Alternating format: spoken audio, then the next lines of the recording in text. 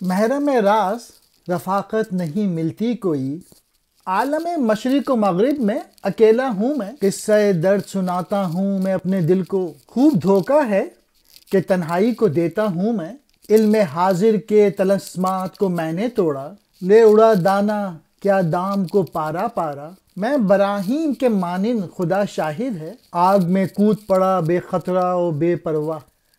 آگ کو دے کے نگاہ واہ کیے منتظر تو نے، لا الہ سے کیا روشن میرا پیکر تو نے، من رعانی کی سحر سے مجھے کر دے دو چار،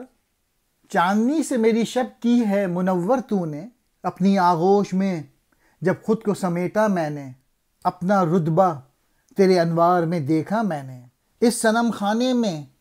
ایک آہ سحر گائی سے،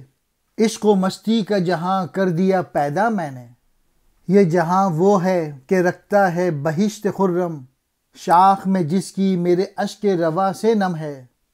ہا اوہو سے نہیں گونجتی ہیں فضائیں اب تک، اس کی تقدیر ابھی منتظر آدم ہے، میں مشرق و مغرب میں اجنبی ہوں، تنہا ہوں، کیونکہ میں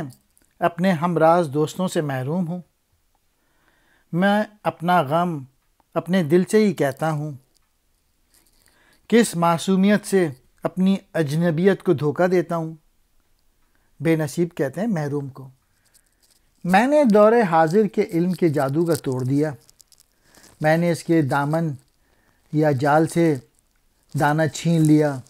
اور دامن چاک کر دیا، یعنی دھوکہ دہی کو ختم کر دیا۔ پھر اقبال کہہ رہے ہیں اپنے متعلق کہ انہوں نے جو پوئٹری لکھی ہے، یہ جو شاعری کی ہے، کہ خدا جانتا ہے کہ میں حضرت ابراہیم علیہ السلام کی طرح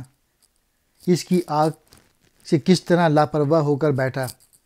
یعنی حضرت ابراہیم علیہ السلام کی طرح وقت کے غرور کی جھوٹی بادشاہت کا راز فاش کر رہا ہوں۔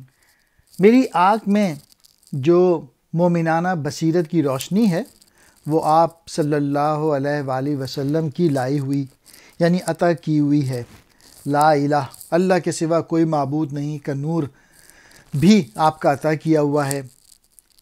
من رعانی اپنا دیدار، حدیث رسول اکرم جس نے مجھے دیکھا اس نے خدا کو دیکھ لیا۔ جب میں نے خود کو اپنے دامن میں کھینچ لیا تو میں نے آپ کے نور سے اپنے مقام کو دیکھ لیا، میں نے اس زمانے میں صبح کی نوا سے عشق و مستی کا جہاں پیدا کیا، اس دنیا میں ایک تر و تازہ توحید اور اسلام کی جنت ہے میرے آنسوؤں کی نمی سے، میری پوئٹری کی وجہ سے، میری شاعری کی وجہ سے، اور میں نے اس کی شاخ کو تر کیا ہوا ہے، اور ابھی اس کی قسمت میں وہ آہ و بقا نہیں، کیونکہ اسے ایک آدم یعنی خلیفہ اللہ کی ضرورت ہے۔